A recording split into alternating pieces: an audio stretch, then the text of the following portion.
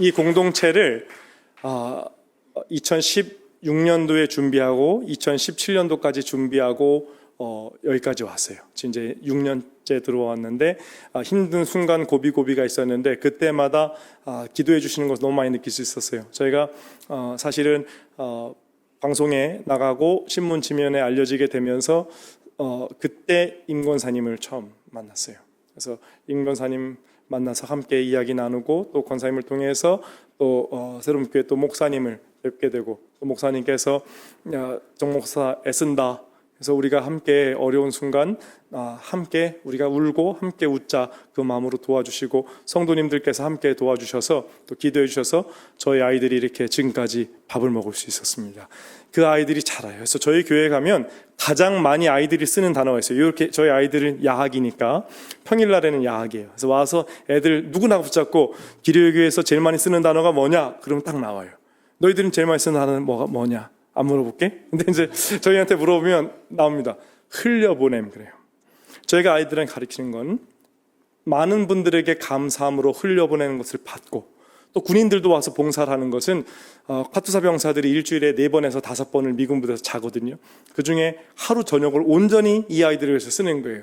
그 아이들을 위해서 쓸 때에 내 인생의 4분의 1, 5분의 1을 쓰는 거예요. 20%, 25%를 젊은 순간에 인생의 이 가장 황금기를 쓰는 거예요. 누군가를 위해서 아이들에게 가르쳐 줍니다.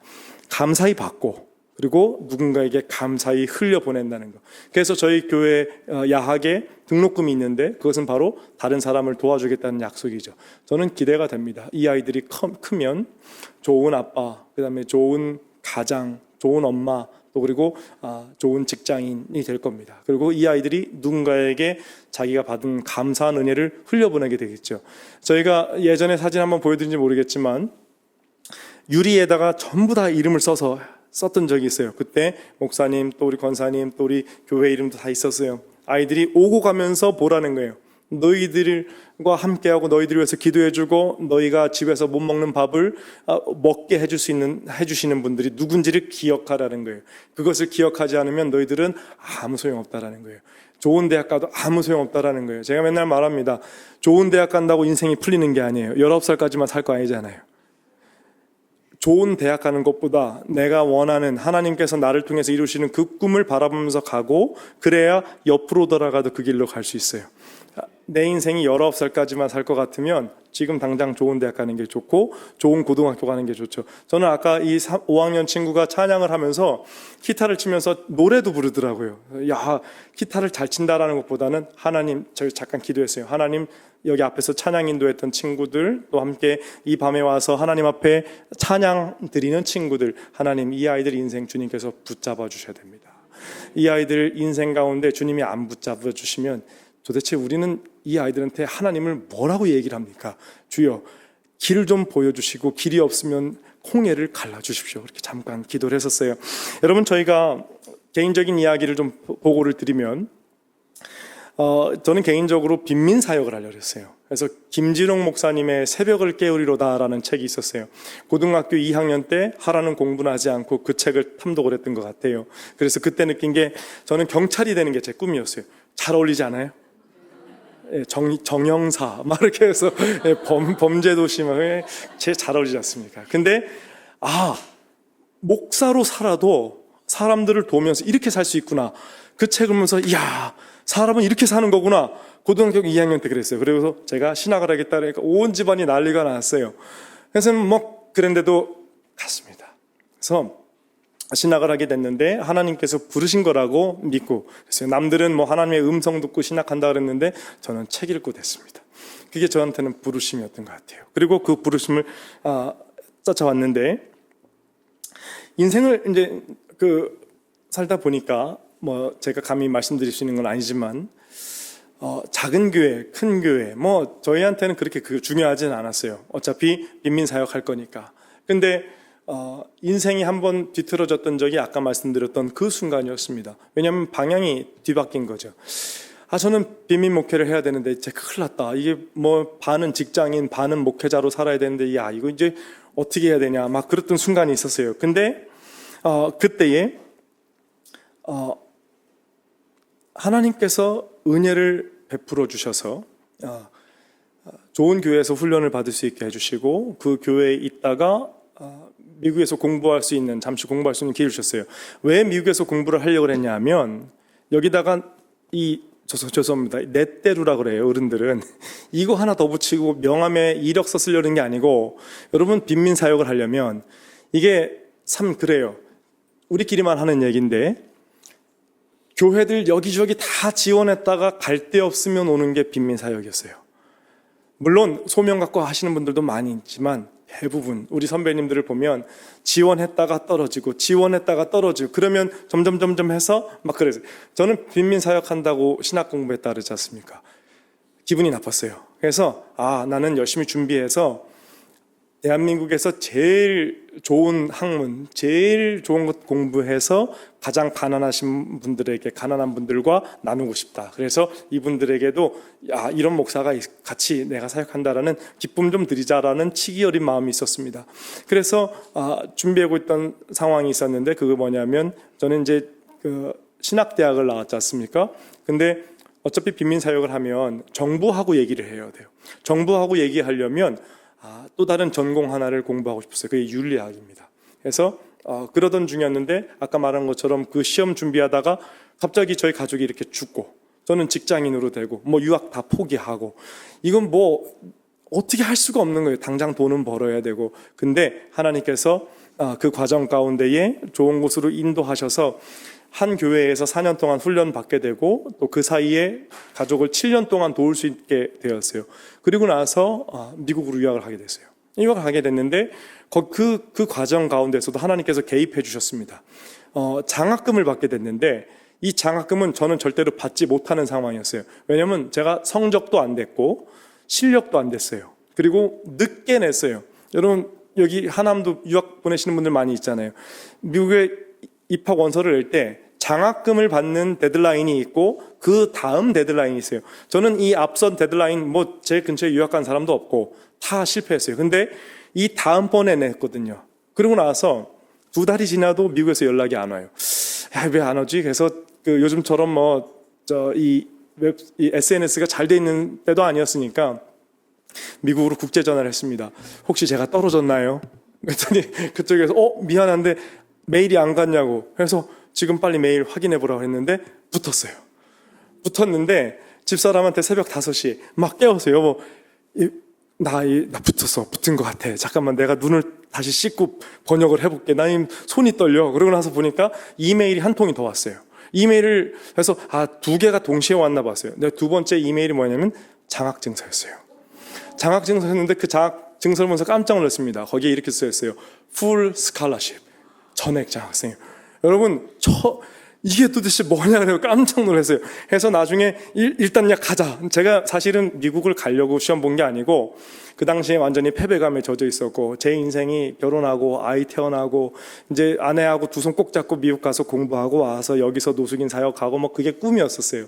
근데 여기서 애도 태어나고 이제는 반 직장인 반 목사 이렇게 살다가 이거는 근데 제 자신 스스로에게 내가 안 해보고 하는 후회가 제일 나쁜 거거든요. 해보고 하는 후회보다. 그래서 일단 도전해보고 나중에 내가 한 60 먹으면 못 가서 못 간 게 아니고 내가 안 가서 안 갔다 그렇게 되겠다 그랬던 거예요. 그리고 나서 했는데 된 거죠. 그리고 장학금 됐어요. 그러니까 마음이 확 바뀌어버렸어요. 사람이 얼마나 건사한지 해서 여보 가자 그래가지고 갔어요. 갔는데 일이 잘 풀렸어요. 잘 풀려가지고 나중에 또 말씀드리겠지만 이제 하나님께서 이쪽으로 인도하시나 막 싶었어요. 근데 10월 마지막 날 한국에서 전화가 왔어요. 전화 뒤로 들리는 목소리가 어머님의 떨리는 목소리였어요. 뭐였냐면 용준아 아버지 돌아가셨다 그러는 거예요. 지금 누워 계신 저희 아버지. 무슨 말이냐 했더니 아버지가 심장마비로 쓰러지셨어. 근데 병원에서 맥박이 280회로 뛰고 있어. 조만간 끊어질 거래. 빨리 들어와라. 그래서 막 가슴이 무너지더라고요. 그래서 저희 두 아들만 데리고 아내는 아기를 출산한 그 달입니다. 와가지고 분당 서울대병원을 갔어요. 알고 보니까 분당 서울대병원 의료사고예요. 제가 누구라고 말씀하세요. 아버님 생전에 저 병원에 처음 입원하셨는데 약물을 주입해야 되는데 간호사 인턴이 그러니까 레지던트 선생님께서 이 심박동 펑펑 이렇게 하는 거 있지 않습니까? 전기 충격이 전압을 내려서 탁 치면 이게 부정맥을 치료하는 거랍니다. 심장이 전기로 뛰는 건데 이게 부정맥이 오면 전압을 낮춰서 퉁 하면 이게 정상으로 돌아온대요. 근데 그분도 아버님께 좋게 해드리려고 해주신 거예요. 근데 텅 했는데 아버님은 협심증이셨거든요. 근데 탕 하면서 부정맥이 생기셨어요. 그리고 그날 밤에 생애 처음 심장마비가 오셨어요. 병원 안에서 오신 거예요. 답답하셔서 갔다가 85살 때 그런 일이 가보니까 아버지가 막 심장이 부르르 떨리고 있는 거예요. 심장이 부르르 떨리면서 이게 280회로 심장이 뛰는 거는요 벙벙 뛰는 게 아니에요. 부르르 그냥 떨리고 있는 거예요. 자동차 고장난 엔진처럼 언제 끝나도 제 눈물밖에 안 나더라고요. 그러고 나서 일주일 동안 중환자실 바깥에 있는데 분당서울대병원 중환자실 가보신 분 아시겠지만 그 뒤에 이렇게 있는 거예요. 그 로비에 2층에 거기서 있는데 일주일 동안 3번 심장마비가 오셨대요. 들어가지 못하는데 물어보니 아버지도 심장마비, 갈비뼈가 다 부러지셨어요. 저는 아무것도 못하다가 인터넷을 보면서 이제 어떻게 해야 되지? EBS에 보면 명의라는 프로그램이 있어요. EBS 명의에 100명의 의사를 조사를 했습니다. 내 가족이 아프면 분야별로 누구한테 가겠는가? 심장은 고려대병원의 김영훈 원장님이라는 거예요. EBS 명의에 많이 나오신 분이에요. 생각해보니까 제가 연탄은행에 있을 때 고려대병원 신우회가 자주 왔었어요. 제가 전화를 했습니다. 허 목사님한테 목사님 제가 좋은 일이 아니라 귀국했다는 말씀도 못 드렸는데 아버지 쓰러지셨습니다. 제가 부탁이 하나 있습니다. 아버지 여기서 돌아가시고 하고 싶지 않습니다. 한 번이라도 좋은 의사 손에서 한 번이라도 진단받고 그러고 돌아가시면 좋겠는데 고대병원 좀 열어주십시오. 그래서 그 다음날 아버님을 싣고 앰뷸런스 타고 옮겼는데 가시고 그 다음날 이제 수술하기로 했어요. 근데 원장님하고 병원장님하고 이야기 나누고 있는데 갑자기 막 코드블루 그러는 거예요. 막 뛰어가더라고요. 저는 그때까지도 몰랐어요. 그게 저희 아버님인지. 아버님이 4번째 심장마비가 오신 거예요. 엉망이더라고요. 의사들이 막 나오면서 저한테 손잡고 그래요. 목사님, 가족들 부르셔야 될 것 같아요. 기저질환이 있었던 것 같아요. 저는 기저질환이라는 말 자체도 몰랐어요. 뭐가 있었다고요? 정신은 뭐가 있었다고요? 가족들 불러 나오는데 맨 마지막에 원장님이 나오시는 김영 원장님 나오시면서 목사님, 아버님께서 오피셜리 46분 멎으셨어요. 심장이.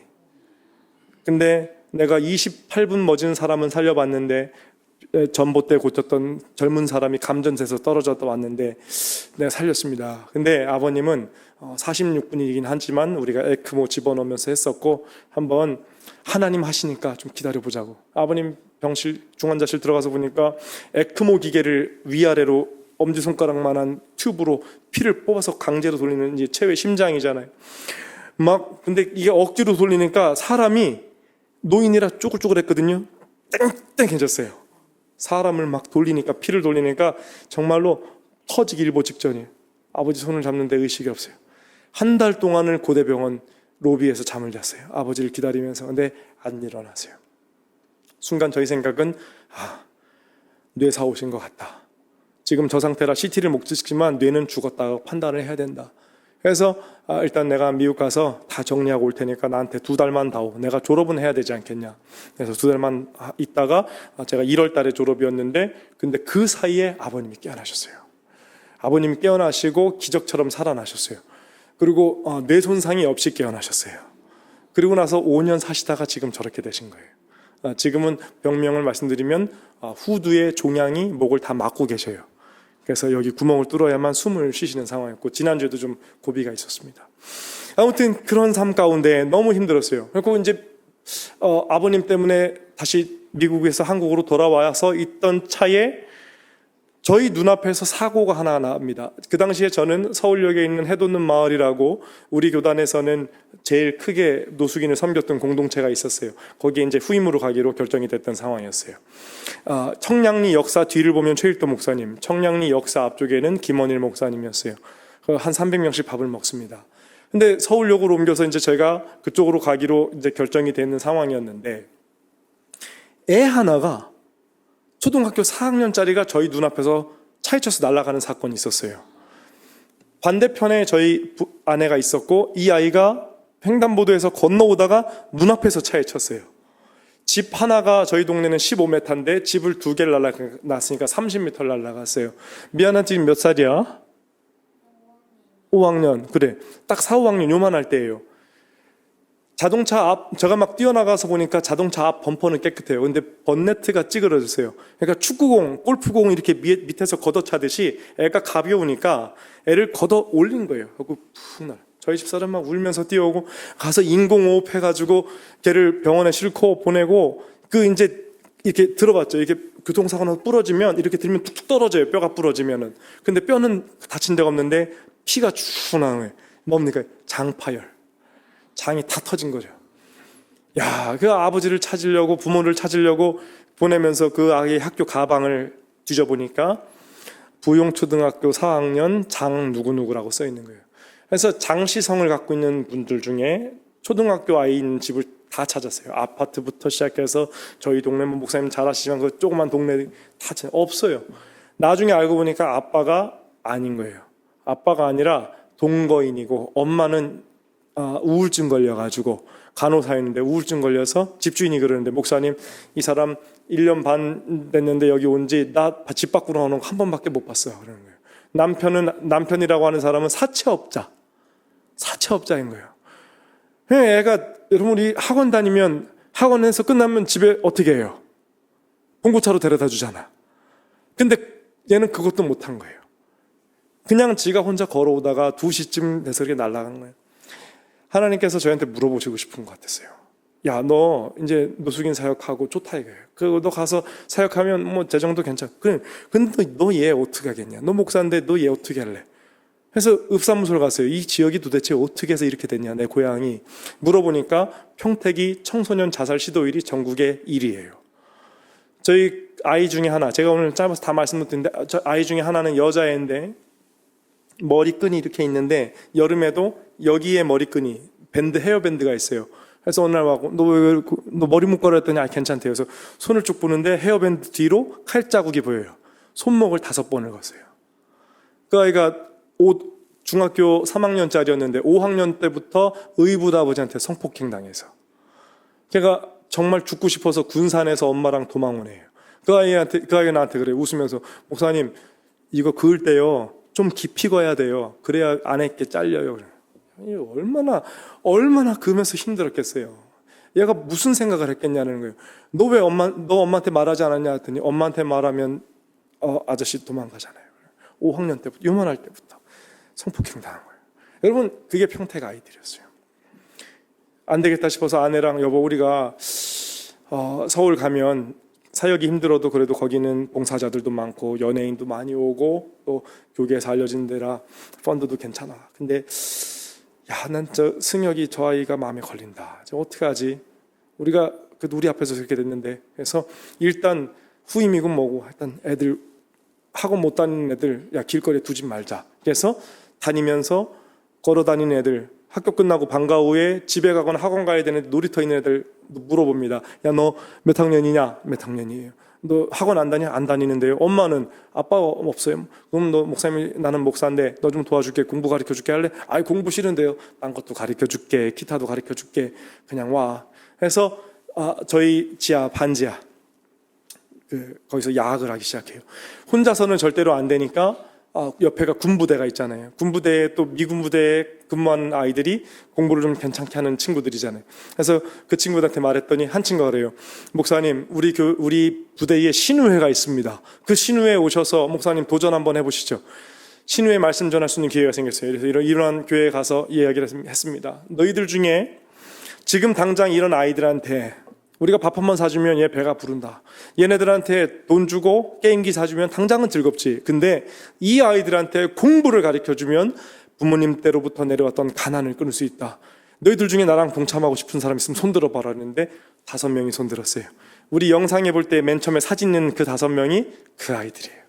그래서 시작했습니다. 그 아이들하고 모이면서 그 지하 공간을 청소하면서 이름을 정했어요. 뭐라고 질까? 우리가 길 위에서 만났어요. 우리 길 위의 사람들이라고 짓자. 영어로 하면 더 멋있어요.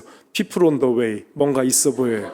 그래서 만들었어요. 그리고 나서 아이들을 모았죠. 아이들과 함께 이제 열심히 공부를 했습니다. 제가 목사님 좀 시간 좀 써도 이렇게 여러분 기도 많이 하시니까 저에게 좀 선교 보고 하게끔 괜찮습니까? 예, 그만할까요? 아니요. 예. 그때에 이제 막 공사를 하고 있는데 저희 간증 중에 하나예요. 저희 간증이 뭐냐면 저희가 지금 새로운 교회에서도 저희를 도와주세요. 우리 권사님들도 도와주세요. 근데 그걸로 아이들 식대로만 씁니다. 근데 그 아이들하고 밥을 먹으면서 지금까지 기적과도 같은 일들이 많았어요. 오늘도 일용할 양식을 주시니 감사합니다라는 것을 매일 느껴요. 저희가 아까 목사님께도 말씀드렸지만 우리 기리회 교회는 한 달만 산다 그래요. 한 달만. 여태까지 지난 6년 동안 한 가지 기적이 있는데 쌀을 저희가 사본 적이 한 번도 없습니다. 정말로 쌀을 사본 적이 한 번도 없는데 쌀을 사달라고 말한 적도 한 번도 없습니다. 쌀을 달라고 말한 적도 없습니다. 근데 쌀이 끊어지지가 않았어요. 이게 기적입니다. 무엇이 없어졌을 때는 하나님께서 그대로 해주세요. 계란을 못 사면 오이 주신다고 오시는 분이 양손에 계란을 들고 오기도 합니다. 이 예를 들면 저희가 이제 공사를 지하실을 막 하는데 그 지하를 보면 편백나무로 양쪽을 다 했어요. 왜냐하면 편백나무로 돼야 곰팡이가 안 씁니다. 아이들이 힘들잖아요. 또 라돈도 많이 나오고 저희가 라돈이 많이 나와요. 라돈이 문 닫고 있으면 한 600으로 나옵니다. 이 라돈 알람기가 방마다 다 있었어요. 라돈은 147이 맥시멈이에요. 폐암 1위가 라돈이고 2위가 담배거든요. 아이들이 600에서 공부를 하면 담배를 한 보루씩 피는 거랑 똑같아요. 몸 안에 쌓이면 방사능이 빠지지도 않아요. 그래서 저희가 지하실 때 목사님만 보셨지만 문을 사시사철 이만큼씩 다 열어놓고 있어요. 공기가 꽉 차 있는 거예요. 이거를 다 닫아서 공기가 좀 빠지고 압력이 빠지면 스물스물 라돈이 올라옵니다. 그래서 늘 나가고 싶었어요. 근데 이곳에 있을 때에 공사를 막 그래도 하는 거예요. 그 당시엔 라돈도 몰랐죠, 사실은. 미군 부대 주변에 환경 평가했을 때 나온 거예요. 뭐 지하실에서 하니까 너무 좋다. 근데 편백나무를 사러 가니까 편백나무를 삥 돌리려고 하니까 이게 4,500만 원 나오는 비싸더라고요, 나무가. 그래서 나무를 사러 갔다가 여보 우리 가자 해서 그냥 페인트 칠하자 그랬는데 진짜 주인 아저씨가 들어오는 거예요. 그 목재상에. 그래서 저를 보시더니 이게 이렇게 입고 갔으면 좋았을 텐데 그냥 이게 작업복 입고 왔잖아요. 갔는데 그분들이 오시더니 목사 뭐 사러 왔냐. 사실 제가 목사인데 저희가 야학을 하고 싶고 어려운 애들 돕고 싶은데 지하라. 근데 나무가 비싸네요. 저희 그냥 방수 페인트 칠하겠습니다. 그랬더니 그분이 목사님 이거 총으로 쏠 줄 아세요? 예, 다 합니다. 제가 나무 다 드리겠습니다. 그러는 거예요. 그날 처음 본 아저씨였어요. 너무 놀랐죠. 그 당시엔 누구한테 저는 나름 그래도 저희가 있었던 교회에서 좀 남을 돕는 부교육자 역할을 했었어요. 대학부나 청년부나. 근데 도움을 받으려고 하는데 이런 호의가 처음이었어요. 이게 500만 원이잖아요. 500만 원. 그래서 이거 정말 주시겠습니까? 그랬더니 목사님 둘레만 재우세요. 내가 나무 드리고 나중에 필요하면 더 드릴게요. 그러는 거예요. 얼른 와서 둘레를 쟀죠. 얼른 와서 마음 바뀌기 전에 도와달라고 하자. 그러고 나서 갔더니 그날 못 봤던 게 하나 보이는데 그 사장님 뒤로 십자가가 보였어요. 그 십자가에 예수님 이렇게 매달려 계시더라고요. 여러분 이게 카톨릭이에요. 카톨릭. 제가 그러면서 그랬습니다. 제가 살면서 카톨릭 성도들에게 2번 도움 받습니다. 그랬어요. 첫 번째 도움 언제냐면 저는 98년도에 제대를 했는데 그때가 IMF였어요. 바깥에서 700원 했던 1달러가 제가 제대를 지금 2,000원이 되는 거예요. 저는 저희 미군 부대에 있었는데 나라가 망하는지도 몰라요. 그렇게 좋았어요. 근데 노숙인이 평택역에 계속 늘어가요. 정말 양복 입은 노숙인이 한 100여 명 정도가 평택역 앞에 이렇게 있었어요. 그랬던 시기가 있었어요. 그래서 저희가 이 나라가 망하는구나. 그래서 군대 제대하기 전에 군인들하고 함께 평택의 교회가 200개가 넘는데 저런 분들 이 추운 겨울날 밥 한 번을 안 준다. 근데 우리가 한번 해보자. 우리 신우회에서 돈 걷어가지고 한번 하면 우리가 트리거 역할을 하면 교회에서 우리 선배님들이 따라하지 않겠냐. 막 그랬어요. 그 당시 이병 월급 9,000원, 11조 900원 했던 시대예요. 병장 월급 3, 4만 원, 라면 사가지고 다 준비했는데 문제가 있었어요. 저거가 없는 거예요. 그릇이 없는 거예요. 끓일 수 있는 도구가 없는 거예요. 그래서 순수한 마음에 교회에 가면 널린 게 이거잖아요. 조리기구들이잖아요. 평택의 큰 교회들을 찾아다니기 시작했어요. 이 미군 군복 정복을 입고 가요. 이 잡상인처럼 보이면 안 되지 않습니까? 다 갔어요. 어떤 목사님은 포텐샤를 세차하고 계셨어요. 목사님 부자다. 저 목사님한테 가면 빌려주시겠다. 갔는데 목사님이 안 도와주셨어요. 나오면서 막 그랬죠. 목사님, 제가 미군 부대는 소독약도 아주 좋습니다. 깨끗하게 소독해서 드리겠습니다. 노숙자라니까 안 빌려주시는 거예요. 여러분, 왜냐하면 그 추운 겨울날 양은 그릇에다가 뜨끈한 국물하고 라면을 드리고 싶었어요. 근데 안 빌려주시는 거예요. 다른 교회로 찾아갔어요. 평택에서 제일 큰 교회로 찾아갔죠. 거기서는 사모님이 밀어내셨어요. 제가 나오면서 목사님하고 사모님한테 했습니다. 목사님, 바리새인입니까? 막 그러면 제 신학생이었잖아요. 그래서 바리새인입니까? 이게 교회 것이 목사님 겁니까? 막 그러고 제가 기억하겠습니다. 제가 목사 될 겁니다. 막 그랬단 말이에요. 그러고 나서 근데 화내는 건 화내는 건데 우리는 하기로 했는데 할 수가 없는 거예요. 그러던 중에 저쪽 멀리 성당의 십자가 보이는 거예요. 제가 갑자기 장발장이 생각이 나더라고요. 태어나서 처음으로 성당을 들어갔어요. 성당을 들어가서 그 목사 들어가니까 호리호리한 신부님 한 분이 저보다 한 10살 정도 많은 30대 한 초중반 정도 되시는 분이 앉아 계시더라고요. 그래서 신부님, 사실 저희가 잘 쓰고 깨끗하게 해서 돌려드리겠습니다. 저희 군인들이 다 해서 없던 광도 내드리겠습니다. 그러니까 저희 집 빌려주시면 감사하겠습니다. 그러니까 그분이 전화를 탁 잡으시면서 코일 전화기죠, 옛날에는. 수녀님, 지금 밑으로 군인 한 명 내려가는데 필요한 거 다 꺼내주세요. 저 이번 주에 저희 성당 식사 안 하겠습니다. 그러면 얼마나 멋있었는지 몰라요. 제가 성직자의 본으로 그분을 생각했었어요. 근데 문제는 아직 어리잖아요. 인간관계를 어떻게 맺는 것도 모르고 잘 쓰고 잘 갖다 드리고 그 다음부터 찾아가서 인사드리고 말씀 듣고 그래야 되는데 그걸로 끝이었어요. 제가 목사가 되고 설교할 수 있는 기회가 생길 때마다 성직자의 표본으로 그분을 이야기합니다. 이름 모르는 그 호리호리한 그 신부님. 이 이야기를 카톨릭 성도였던 목재상 아저씨한테 해드렸어요. 그랬더니 그 아저씨가 제 손을 탁 잡는 거예요. 그래서 목사님, 제가 그 신부님을 아주 잘 알아요. 제가 그 성당을 30년 넘게 다니고 있습니다. 그러는 거예요. 그 신부님이 황창현 신부님입니다. 그러는 거예요. 비하고 김태희 줄에 서시고 그 아침마당 많이 나오시고 이 카톨릭계에서는 최고 영성가가 됐어요. 그래서 그분 전화번호를 찾아서 20년이 넘게 지났죠. 그 당시에 해서 전화를 드렸어요.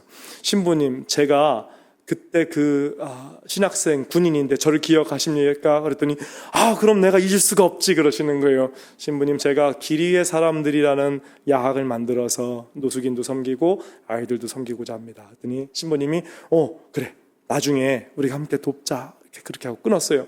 그리고 한 2달 정도 지났는데 2017년 6월 6일 날 우리가 이제 수업을 오픈하자 그랬는데 한 달 정도 남았을까요? 집사람이, 제가 밑에서 막 공사하고 있는데 그래요.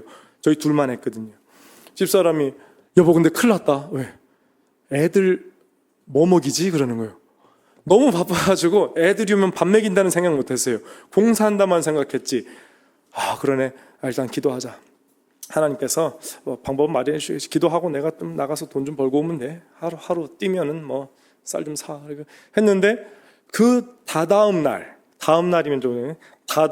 연락이 전화가 왔어요. 전화가 왔는데 정 목사님이시죠? 그러시는 거예요. 저는 경찰인 줄 알았어요. 그래서 그분이 전화가 와서 제가 황창현 신부님 밑에 있는 사람 누구인데요. 목사님 쌀 필요하시죠? 그러시는 거예요. 깜짝 놀랐습니다. 등에서 땀이 나더라고요. 예, 필요합니다. 저도 모르게 예, 필요합니다 했어요. 신부님이 어제 기도하시다가 목사님 좀 쌀이 필요할 것 같으니까 쌀 좀 보내주라고 그러는 거예요. 감사합니다 그랬는데 목사님 쌀이 1톤이 갈 겁니다 그러는 거예요. 예, 1톤이야. 너무 많아요. 그냥 반만 주세요. 반만. 그러니까 그분이 잠깐만요, 제가 좀 전화 드릴게요. 그래서 다시 연락이 오셨어요. 신부님이 그러시는데 다 필요하실 거라는데요. 그래서 다 받았어요. 그걸 나중에 알고 보니까 아까 영상에 나왔잖아요. 탤런트 주원이 입대하면서 이 친구가 카톨릭 신자예요. 좋은 일을 하고 싶어갖고 신부님한테 물어본 거예요. 저 입대 기념으로 쌀을 1톤을 기부하고 싶은데, 그래서 그때 저희 쪽으로 돌려주신 거예요. 그 전날 기도하고 그 다음날 신부님 기도해 주시고 그 다음날 연락한 거예요. 은혜의 시작이었어요. 저희가 또 그때부터 느낀 게 있죠. 만나다 만나는 움켜쥐면 썩는 거예요. 하나님이 공급해 주시면 기다려야 되는 거지 내가 더 받으려면 안 돼요. 그래서 받자마자 500kg를 나눴어요.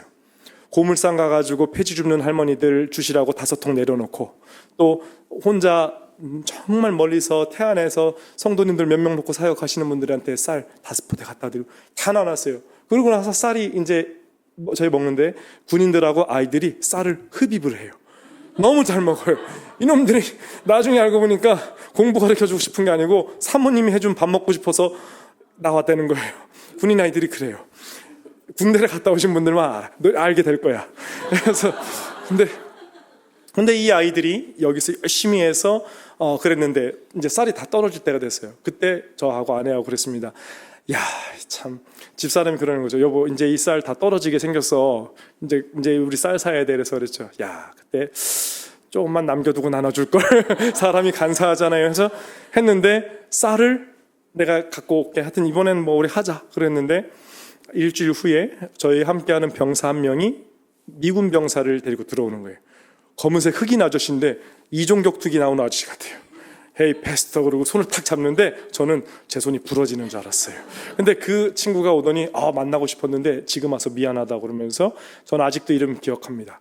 참고로 저는 저희를 도와준 모든 분들의 이름을 기억합니다. 그 친구 이름은 서전 마이어예요. 서전 마이어가 오더니 그때가 5년 전이죠. 탁 안아주면서 만나고 싶었다고 반갑다고 나이스 투 미츠 유 fine thank you and you 했단 말이에요. 근데 그 친구가 hey come on 그러면서 Pastor, I have some gift 그러는 거예요. 들어오는데 미군 취사병 아세요? 미군들 취사병은 검은색의 흰 바지 입고 막 그래요. 그 친구들이 한 6명이 들어오면서 어깨에다가 미국쌀을 갖고 들어오는 거예요. 여러분 칼로스 쌀 아세요? 노란 그렇게 그게 있어요. 이게 미국 쌀이 두 종류인데 불면 날아가는 게 있고 한국 쌀처럼 맛있는 게 있어요. 그 쌀을 10포대를 갖고 오는 거예요. 한 포대에 22.6kg짜리 탁 놓고 하는데 저희가 그때부터 미국쌀 먹었지 않습니까? 미국쌀 먹으면서 막 그랬죠. 야, 우리 이제 미국물 먹었다. 혀가 막 돌아가. 영어 잘한다. 막 그랬단 말이에요. 여러분 이게 무슨 말이냐면 그때부터 지금까지 쌀을 산 적이 없어요. 어느 날 미국 선교사님 한 분이 집 앞 저희한테 크리스마스 날 되면 지팡이 사탕 미국 지팡이 사탕 주시는 분인데 뭔가 놓고 갔대요. 놓고 갈 테니까 지하실 앞에 찾아가라는 거예요. 그래서 사탕 또 주고 가시나? 이번에는 다른 맛으로 갖다 주시지? 그랬는데 가보니까 농협쌀이 있는 거예요. 막 그래요. 제가 그래서 아내하고 그랬습니다. 여보 참 감사하다. 우리가 이렇게 개척을 해보고 밑바닥에서부터 시작을 해보니까 정말 맨 땅에 아무것도 없을 때부터 시작하다 보니까 하나님이 내려주시는 그 만나만 우리가 기다리고 받았는데 선배님들 책에서만 읽던 이야기들을 우리가 경험하게 된다. 내가 다른 교회에 그냥 부임해서 내가 성도님들의 삶도 모르고 우리 아이들의 삶도 모르고 그랬다면 내가 참 감사한 것도 모르는 그런 목사가 될 수 있었을 것 같은데 내가 선배님들이 책으로만 고백했던 그 이야기들을 경험하니 참 좋다. 그래서 하나님께서 스펙 대신 스토리를 주시나 보다 막 그랬습니다. 그러던 중에 야학을 하는데 이 아이들이 그러는 거예요. 이 아이들 중에 한 아이가 목사님 근데 목사님이시라면서 교회 안 다니세요? 그러는 거예요. 그래서 제가 그랬죠. 너는 별 걱정을 다 하는구나. 근데 목사님 제가 이게 11시까지인데 말씀이 계속 괜찮나요? 여러분 저희 선교 보고니까 제가 시간 되면 마칠게요. 기도는 늘 하시잖아요. 그러니까 저희 이야기 좀 들어주세요. 제가 좀 돕는 교회가 어떻게 살고 있는지 들으셔야 될 거 아니에요. 그래서 저는 I can do it all day long. 캡틴 아메리카처럼 다 할 수 있어요. 이거 밤샐 수 있습니다. 제가 5년 동안 들려드릴게요. 순간순간이 간증이어서 그래요. 근데 제 시계 보고 있으니 걱정하지 마세요. 근데 그 아이가 이제 교회가 어떻게 시작됐는지 말씀드리는 거예요. 저도 답답했죠. 이제 목사니까 이거 우리 교단 저는 통합층 목사니까 이게 그 장로교 통합층 목사는 3년 동안 임지가 없으면 무임 목사가 돼버립니다. 나 이거 어떻게 해야 되나? 나 교회에 다녀야 되는데 그래서 그 친구한테 6학년짜리 중1이 됐어요. 그 아이가 목사님이시면서 교회 안 다니세요? 그래서 그치 나도 교회를 좀 다니고 싶은데 너 나랑 예배 드릴래? 했더니 그러죠 뭐 그러는 거예요. 그래 그럼 이번 주부터 모이자 해서 예배를 드리기 시작했어요. 그 아이하고 예배를 드리고 이제 첫 사순절을 맞이하고 애들 두 명이 되고 3명이 됐어요. 3명이 이제 4명이 이제 예배를 드리는 거예요. 저희가 이렇게 앉아서 예배 드릴 때는 조금밖에 없으니까 아이들한테 대학생들처럼 가르치자 해서 꼭 신문을 가져와요. 신문 갖고 와서 니네 하나씩 가져가. 중간중간에 해서 뭐 사이사이를 뽑아서 어떤 애는 경제, 어떤 애는 문화, 사회 보면서 자, 읽고선 너희가 우리나라를 위해서, 민족을 위해서 기도해야 되는 것을 골라라 해서 물어봅니다. 어떤 애는 정치를 놓고 기도하고 막 그래요. 근데 그 녀석 저보고 예배드리자고 했던 녀석, 그 녀석은 우리나라의 분양시장을 위해서 기도하겠습니다. 그래서 그래, 너는 도대체 무슨 기사를 읽었냐 했더니 아파트 분양 광고를. 야, 그럼 바꿔달라고 얘기해야지 했더니 그래도 아파트 분양시장을 위해서 제가 기도하겠습니다. 하남의 아파트 분양시장은 걔 때문에. 아무튼간에 걔가 고3이 됐어. 네, 걔가 참고로 그 아이가 미션 스쿨을 갔는데 엄마 아빠 교회 안 다니고 그 아이 저희 6학년 때 교회 다녔는데 미션 스쿨에서 일주일에 한번 예배를 드리거든요. 그 아이가 3,000명 앞에서 찬양 인도합니다.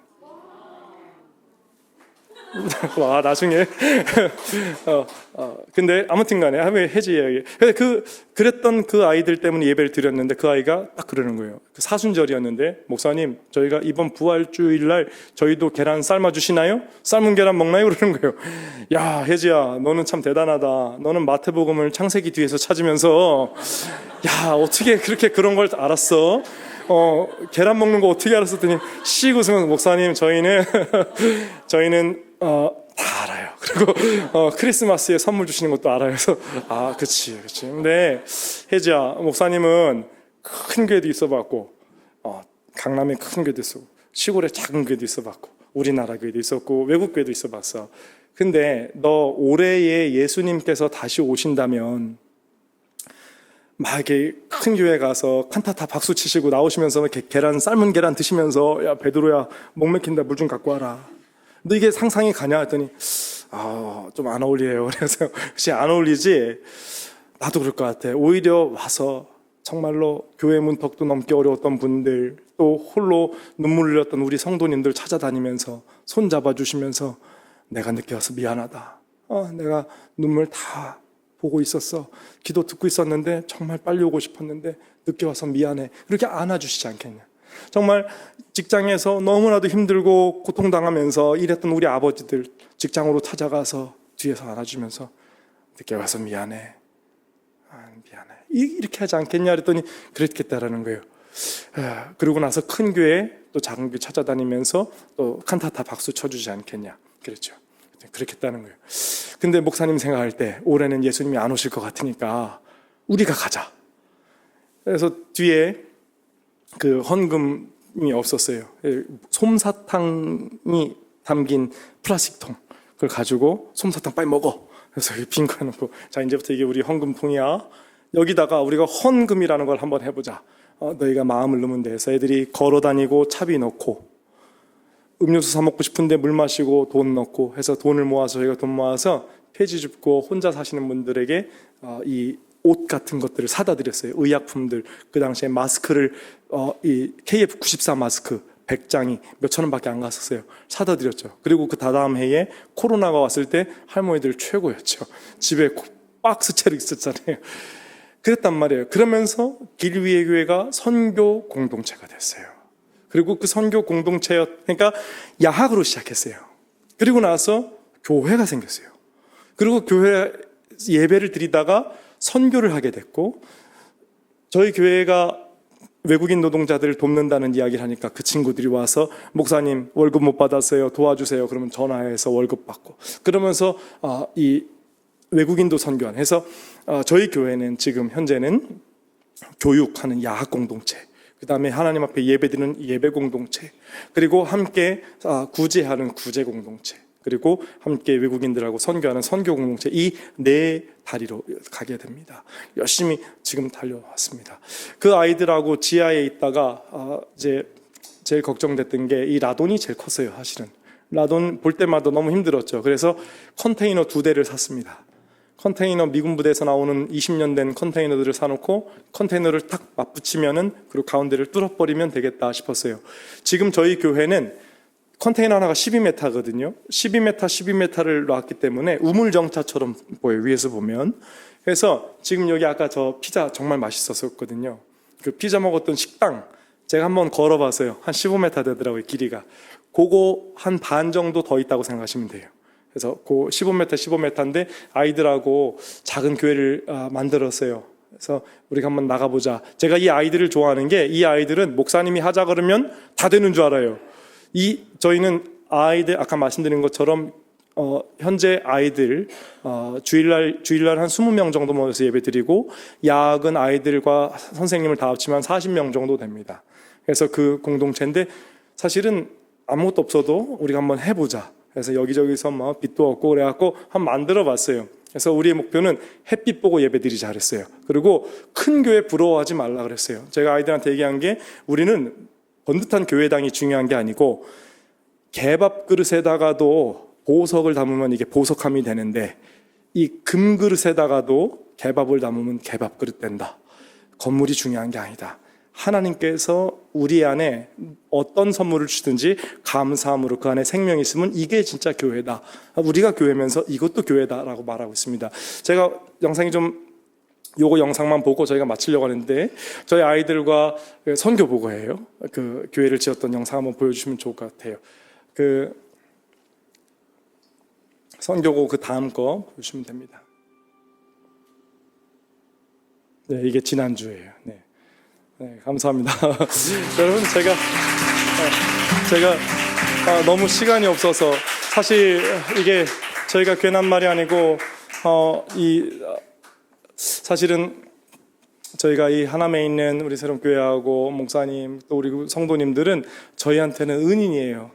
많은 사람들 누구도 봐주지 않을 때 잘한다, 그리고 정말 옳은 일 하고 있고 정말 맞는 길 가고 있다라고 격려해 주시고, 목사님 그 지하에 있을 때에 오셔서 또 권사님하고 격려해 주시고, 권사님하고 격려해 주시고, 또 힘내라고 해 주시고, 또 그냥 말로만 하지 않으시고 몇 년간을 성도님들과 함께 귀한 마음으로 기도해 주시고, 또 아이들 먹여주시고 입혀주신 거 다 알고 있습니다. 잊지 않고 있습니다. 이 아이들이 교회 이름도 기억하고 아이들도 다 기억해요. 제가 저 친구를 기억하는 것처럼 얼굴만 봐도 우리가 만났던 사람이라고 다 기억해요. 그리고 그 마음의 거룩한 부담감과 감사함으로 하나님 앞에 기도하고 또 열심히 해서 다른 누군가를 돕기 위해서 몸부림 치고 있습니다. 사실 저희가 이게 다 완공은 아니거든요. 지금도 문도 못 달고 또 이렇게 비도 새는 것도 공사도 못 하고 아직 교회 이름도 쓰지도 못하고 있어요. 깡통교회라고 그냥 스스로 부르고 있습니다.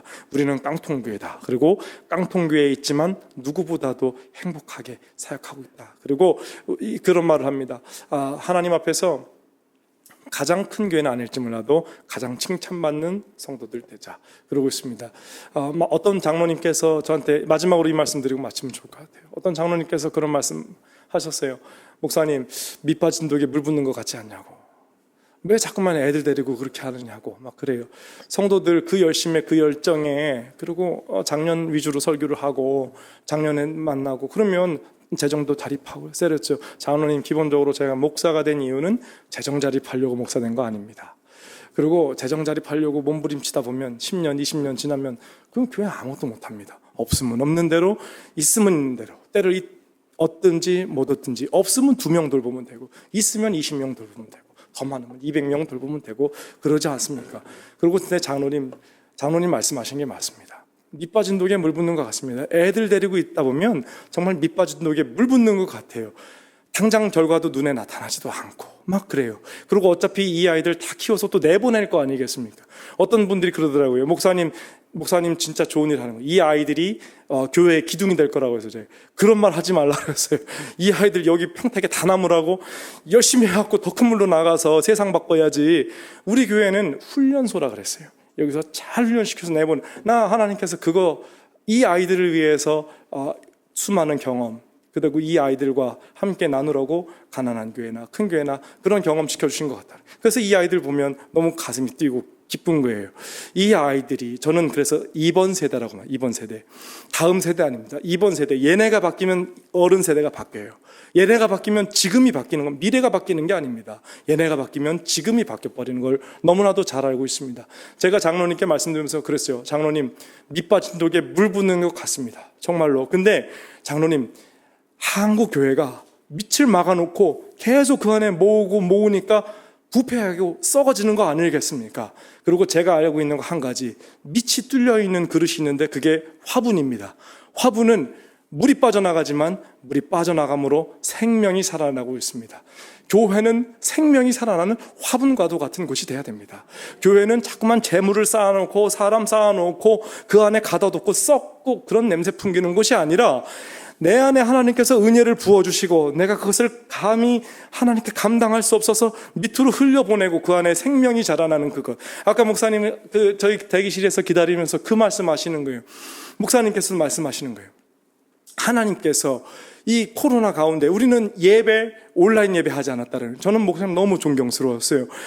예배는 그런 거거든요. 예배는 우리의 정신으로만 하나님을 섬기는 거예요. 몸과 마음으로 온 영혼과 온 마음과 온 힘을 다하여 주를 섬기는 것이고, 영성이라는 것은 그와 같은 사람을 통해서 부어진 하나님의 은혜를 넘쳐서 내 옆 사람이 경험하는 거예요.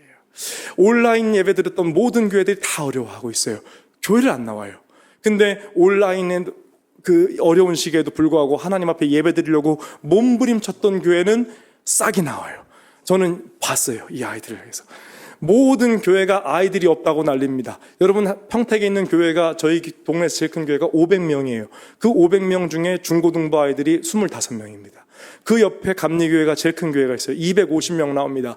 그 250명 나오는 교회에서 중고등부 아이들이 6명이에요. 그래서 매번 아이들이 모이면 BH 뭐 있잖아요. 닭을 한 마리씩 사준대요. 그래서 아이들이 듣고서 목사님, 저희가 가서 걷어올까요? 막 그러는 거예요. 한 20마리 걷어올까요? 야, 우리 한번 입에서 한번 닭 냄새 풍겨볼까? 막 그랬어요. 여러분, 그런 거예요. 그런 교회가 살아납니다. 그런 교회가 하나님께서 주목하고 있는 교회입니다. 그런 교회가 하나님께서 사용하고 있는 교회입니다. 그런 사람들을 하나님께서는 지금도 기다리고 계시는 거예요. 우리 시간에 좀 시간이 늦었지만 우리 찬양 한 곡 부르고 우리 기도한 후에 우리 함께 돌아가는 시간이 되었으면 좋겠는데요. 우리 반주 오직 주만이 나의 반석, 우리 함께 찬양하시면 너무 좋을 것 같은데요. 나의 영혼이 잠잠히 하나님만 바라며, 제가 아까 홍 집사님하고 통화를 하면서 집사님 연령대를 여쭤봤어요. 그랬더니 젊은 분들이 너무 많아요. 근데 우리가 함께 아이들과 함께 부를 수 있는 찬양이 뭐가 있을까? 오직 주만이 나의 반석. 제 그 찬양을 보면 시편 찬양이잖아요. 나의 영혼이 잠잠히 하나님만 바라며, 나의 영혼이 나의 구원이 그에게서 나는도다. 우리 함께 찬양 부르시면서 우리 시간 짧게 기도하시고 돌아가는 시간 되면 좋겠습니다.